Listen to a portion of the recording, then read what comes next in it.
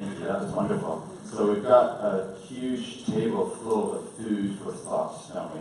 I'd like to encourage anybody who'd like to ask a question of the panelists to make your way to the back, and there's a microphone there. And while we're waiting for them, Louise, your perspective, many of the people here are involved in charities and the charitable sector. What are you seeing, I guess, in terms of that and social enterprise?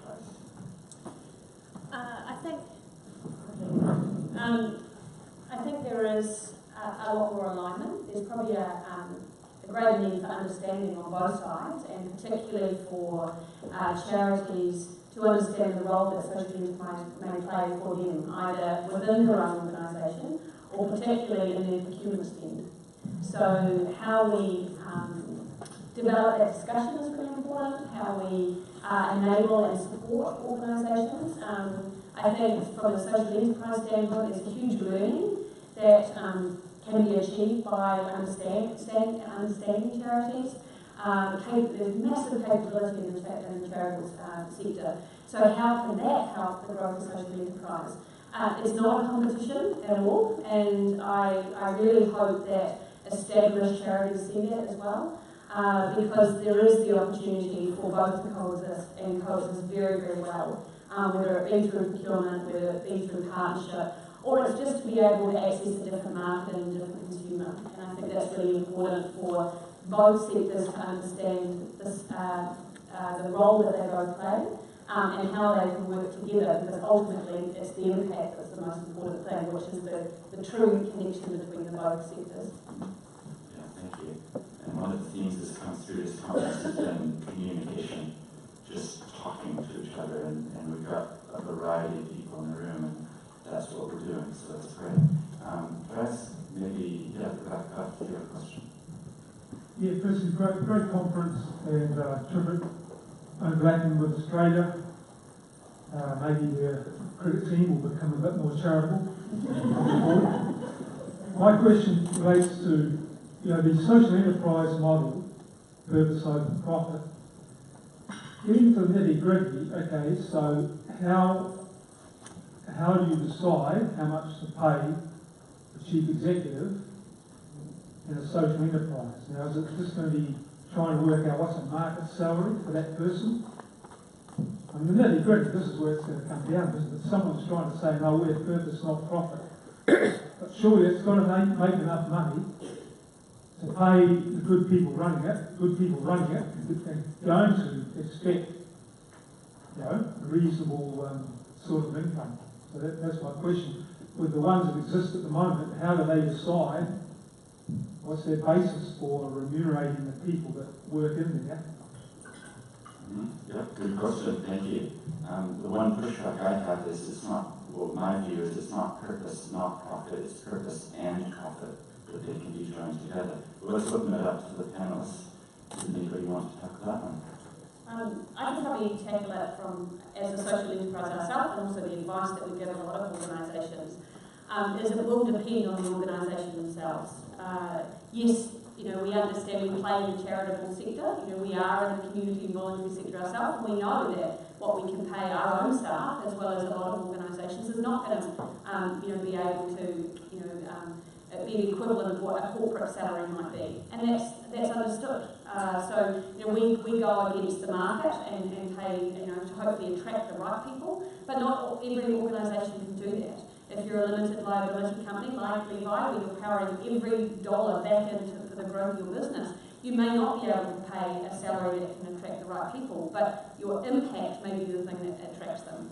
And people, for their own personal circumstances, may be able to look at an organisation and say, well, I'll work for them in order to be able to bring my skills so that they can grow. If you're a limited liability company like Levi, you can offer equity, as an example. So these are, there's this whole range of different responses to that, but it's something that, of course, every social enterprise and any enterprise needs to grapple with. The most important thing we say to organisations is how are you looking after your people? It's not just the charitable, or the salary that's the most important. What are the things that you're doing to make sure that your people are looked after, that they're not having founder syndrome where they're working 20 hours a day and not being able to focus on their own wellness? So it's not just salaries that you've got to look at, it's the entire support that's around the CEO, the employees, and particularly the founders. So, and maybe Levi, you can yeah, I had to try and find some petrol vouchers to get here today, actually. But I guess in terms of a company, my salary is seeing, my profit is seeing finally make a change. I raise the question to many organisations that are charities, and I say, well, if the funding got cut tomorrow, would you still do your job? You know, are you that passionate about helping people and what your role is? On Monday we had a mental health inquiry back in Hawke's Bay, and you know, we're talking some big weeks with some heavy salaries, and I could start up 10 patu gyms across the country with some of those salaries. You know, it's just investing that money wisely and building sustainability, and yeah, as long as I can put food and water on my table for my kids and family, I'm a happy man. You know, I guess these businesses have got to be sustainable. They've got to make a profit, and my own personal view is they should not ultimately be relying on charitable trusts or grants if you're going to have that true entrepreneurial spirit there. And I've often just, you know, I'm trying to form one at the moment, but I can see these sort of issues arising, so I'm just trying to work the way through it. Because I hate the social enterprises to take off in New Zealand, and then you'll feel these headlines about how much some people are getting paid, and the whole legitimacy of them will be in question. But maybe if someone did want to comment, do you think social enterprises should rely on grants? Well, certainly, you know, any enterprise, on average, it takes about 7 years to be profitable. Social enterprise, you can probably add another 7 onto that. I think that grants, absolutely, and early stage capital, so it's not just grants, but early stage capital is very important for the growth of organisations, and it's got to be an ecosystem response to this. So we've got to be able to have the access to the right capital at the right time. We've got to be able to offer the capability alongside that capital, so that capital is spent in the right way, so the organisations grow. You've got to be able to provide the access to the markets. You know, it's a whole ecosystem response, and it's really important if the impact is the thing that we're all focused on. You know, organisations on the ground are doing significant, you know, offering significant benefit to some of our really big issues in New Zealand, whether it be child poverty, whether it's economic development. These are big, big problems for us as a society, and social enterprise offers a solution to that, alongside many, many others. So I think it's really important that we respond as an ecosystem to some of these things, and access to capital is pretty important in that. But I think specifically on the question of how you pay people, 2 points. One, it's very different to manage volunteers than employees. Really very different, because you don't have the same levers in working with them. And second, there's a lot of academic research in the US saying that in the social enterprise and charity sector, you should look at the total budgets of the organisation. If you're raising $1 billion in donations a year, then you need to pay your chief executive pretty well to compensate for that responsibility. It's very different from a charity with a budget of 100,000. It's a good question, a good topic to be thinking through. I think one of the things I'm noticing is the next generations that are coming up in their job interviews at the end, they're you know, the question, what do you have any questions for us about what you'll do, is what's the impact of my job, what's it going to do, more than just how much are you going to pay me. So there is a mindset shift there happening as well. I'd like to go to the back right. Kia ora koutou. My name is Tim Purai. I'm founder of the social enterprise called Reka and Aotearoa. I'm really interested, particularly in the question of developing capabilities in small organisations. What I work with is mediation and facilitation, and I'm working with a large organisation that has huge resources. They employ contractors. They're not interested at all in people's well-being. They're simply, you know, in profits. And stepping back from that and saying, how do we translate this to small organisations, to community organisations, for example, that don't have funding but need support and need access? And I guess I'm just curious for you to respond to that tension between, it's a bit like the last question, tension between charging the right prices, paying your staff, but also developing that vision in those other organisations that you see there, and what the role of government is in that, stepping in and supporting that. Okay, thank you. Anyone want to tackle that one? Yeah, sorry. I guess it's one of the reasons why we're setting up a charitable trust as well, to actually build capability and capacity within our culture sites across New Zealand.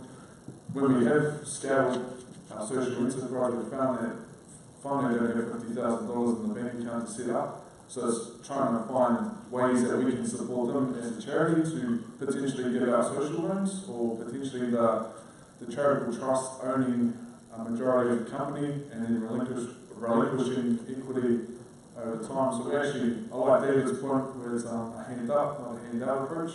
You have to put in a bit of sweat equity along the way, and that's with the charitable trust while we're forming it. And yeah, I mean, we're a limited liability company, we're making some impact, but yeah, we're paying some million taxes too, so. Sorry. And I think, the social enterprise sector in New Zealand has grown pretty organically over the last 5 or 10 years. It has been a lot of people like Levi identifying that the term social enterprise relates to them, but we haven't had the opportunity to grow as a sector until now. And certainly the partnership with the Department of Internal Affairs is going to enable that. And that's going to enable the conversation, first of all, as who are we as a sector, and what are the needs of the sector. And capability building is such an important part of that.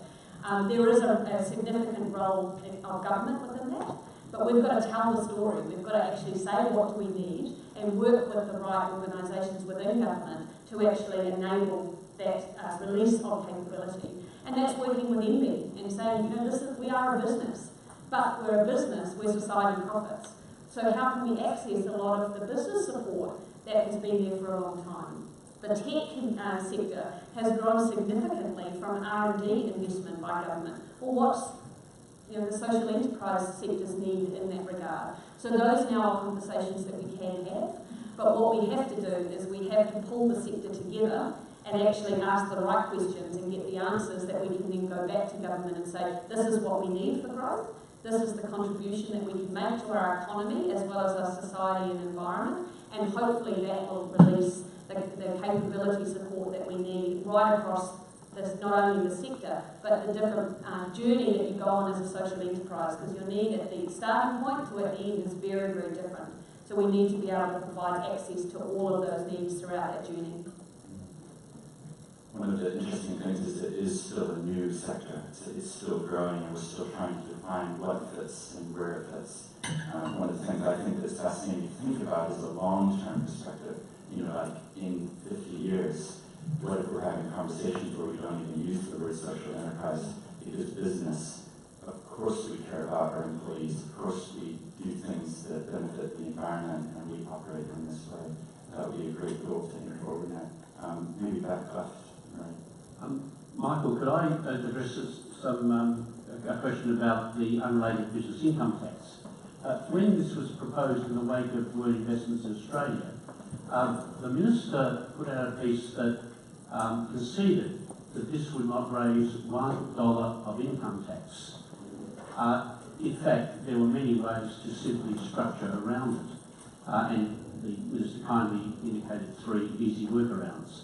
It seems to me that the introduction of an unrelated business income tax would raise 2 issues. One is it would press genuine charities to simply restructure around, which will be a great contribution to those in this room of lawyers and accountants, because they will do the restructuring.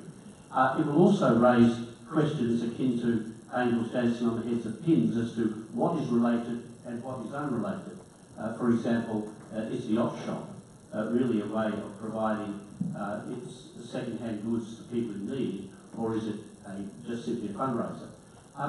Could you comment as to whether there would be any real value to either the revenue or the community in introducing a unit? Yes, yes, because I am aware of that argument from Australia. To me, it's a tax policy issue. What is tax after all? I think we need to go back to basic principles about tax equity and fairness. What concerns me is that I've been surprised, I must admit, over the years, to be contacted by business people, large and small, whose livelihoods are threatened by organisations that have bought competitors that were one day running as for-profit competitors, suddenly to find their income tax exempt, and their livelihoods are being threatened to the point where they're having to shut up shop. And these are small and large businesses. So in terms of tax revenue, I don't know what the answer is to that, Murray, to be honest. What I'm arguing is about equity and fairness. Is it fair to have two businesses doing the same kind of activity, but one paying tax and the other not, where we have maybe an unintended consequence that your livelihood is being destroyed? And as I say, I'm being contacted fairly regularly by people who are saying, what do I do? One of those people wrote to the former Prime Minister on the issue. The Prime Minister passed that letter on to another minister. The minister then wrote to the person who contacted me, and I was given a copy of the letter, and they completely evaded the issue. What I'm asking for in New Zealand is that, given that we have had numerous tax reviews that have argued this is unequitable and unfair, we have never ever had the opportunity to have a public debate and a democratic process around the select committee table to thrash out all the different arguments, such as the one that Matt's proposed, and I don't disagree with what Matt's saying either. We've never had that opportunity in New Zealand to go down that path of deciding, is it fair to have particularly large-scale trading organisations who are able to underwrite and undercut other businesses, particularly one that's been in business for 75 years and is now threatened? Is that fair and equitable? And that's the question I'm constantly being asked. So in terms of your question, how much will it cost? In terms of revenue, will it bring revenue? I don't know the answer. What I'm saying is, why don't we look at it from a policy perspective? Is it equitable and fair to have these enterprises? And I think England had the answer since 1927. And I'm just surprised that in 1940 we didn't follow that process. I have contacts in England, and they tell me that there is no way you could operate those kind of businesses over there. I don't think it's affecting the revenue to any great degree, but I think there's a fairness in the sense of the way in which they operate that kind of structure, arguing that large-scale trade is paying tax, but recognising pragmatically that small ones, of course, should not have to pay tax. So we have a model there, and certainly we've got a whole range of models to look at, and that's what we're looking at internationally. Australia and the Word case in particular, but the UK, but also Canada's investigating this. As I said, it's the elephant in the room as far as Canada's concerned. So there's certainly debate going on internationally. And now is an ideal opportunity. We won't get this opportunity again for a long time to actually try and put this on the table for a public debate about the issue. Because there is concern out there. People are just too scared to put their heads up and speak out. And can I tell you why? Because I've been accused of. You're accused of Maori bashing. And I say that is absolute nonsense. It's about tax policy. If you read the press in Christchurch a few weeks ago, I'm a regular contributor to the letters, I wrote a letter inviting the public to read the tax policy discussion document, to put in submissions. And I ended my letter by saying, I hope that we can have a fair and democratic discussion without being accused of Maori bashing. And I always acknowledge the success of Maori iwi, without a doubt. But I have concerns about the argument that their funds flow to their social services. When I look at the accounts in pure dollars, forgetting about the reality of what goes on in real life, but looking at the dollars, I don't see that. There is only one organisation in New Zealand that I know of whose accounts actually state we donate funds to the extent of the tax we would otherwise have paid towards our charitable activities. And that's over many years of reading accounts. What I'm saying is it's time for debate so that we can thrash this out and have an answer. So thank you for your question. All right, thank you. We'll go to the back right, I think. I'm fairly new to social enterprise, but it seems to me half the problem is getting a return to investors. And my question is directed to Matt Dodd. Charities cannot pay a dividend to a private individual, but they can pay interest. And tax lawyers have made it an art form to change interest into dividends and dividends into interest. Is it as simple as turning dividends into interest? Well, I'm not a tax lawyer, so I wouldn't know. I'll pass that on to my colleagues. No, I don't think it's as simple as that.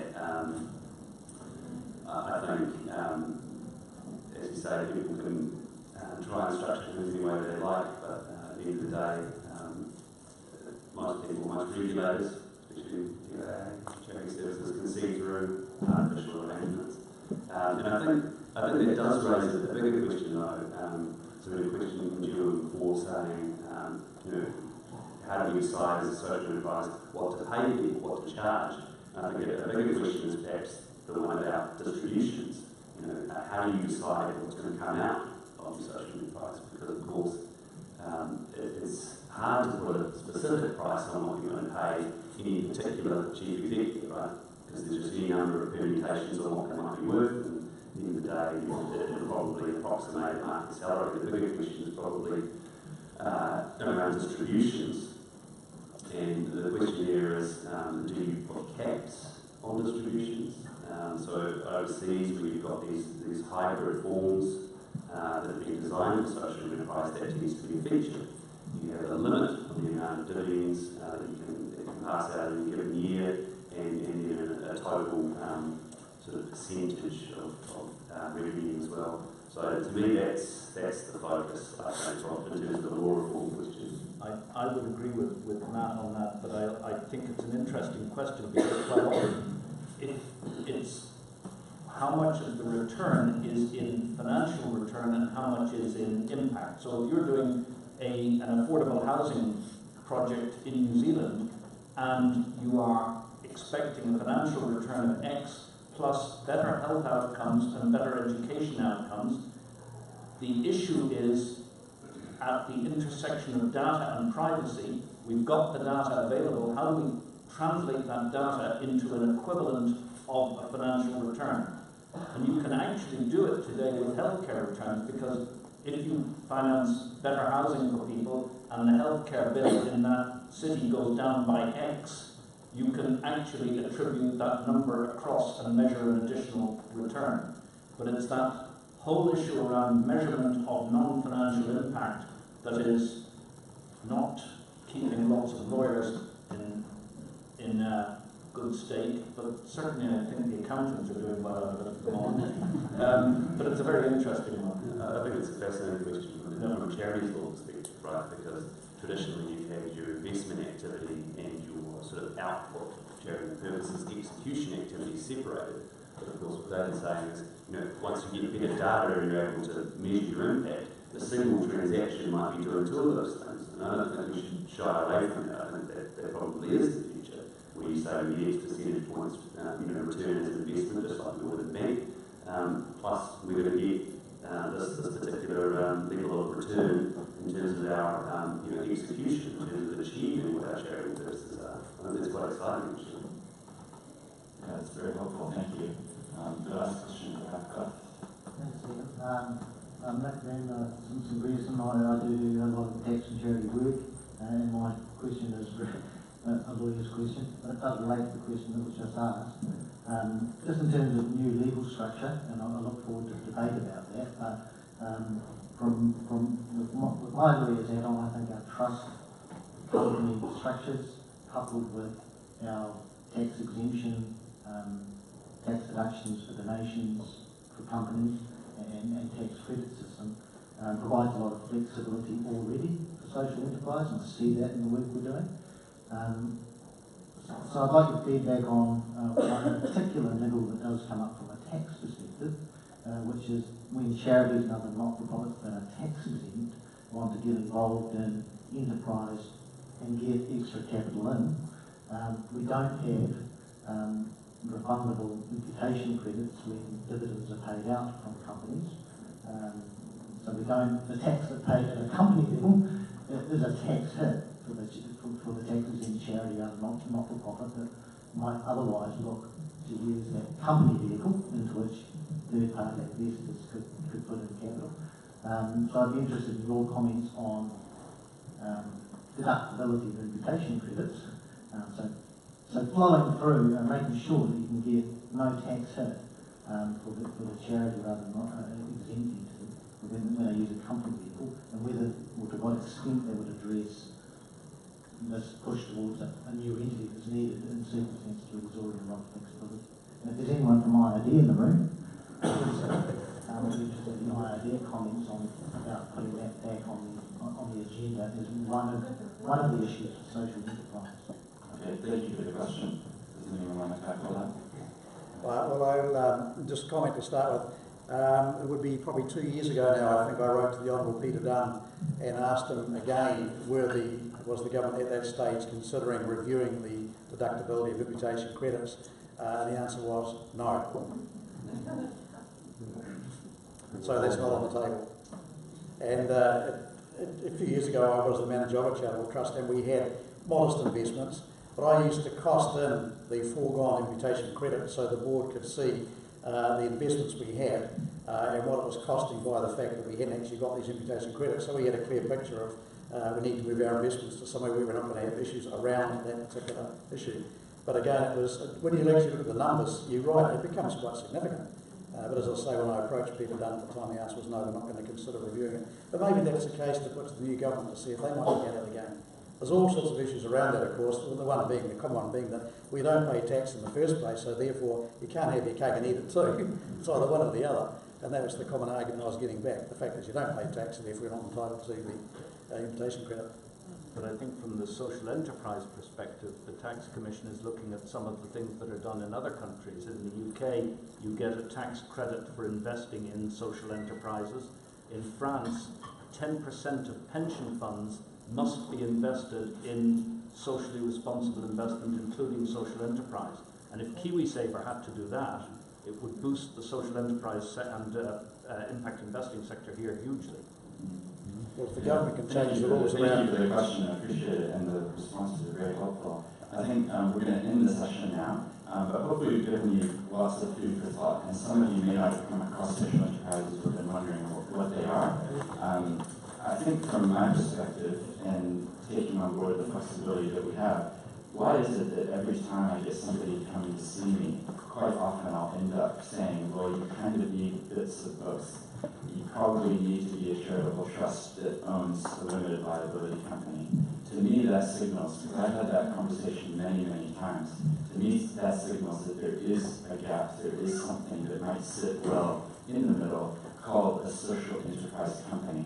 And I think the challenge would be that we in New Zealand could become world leaders in this area, being the magpies, taking the best from around the world, adopting it here. And I'd love to throw in some Te Ao Māori as well, thinking about our unique character and that unique thumbprint that the minister was talking about. Maybe we do have a chance here to create something that the world looks at and goes, wow, that is really amazing. So we'll leave it there in terms of the content. But thank you to all the panelists. We really appreciate all that you have to say. And yeah, we have a few little gifts. So, na ki hanga, kia koutou. Thank you for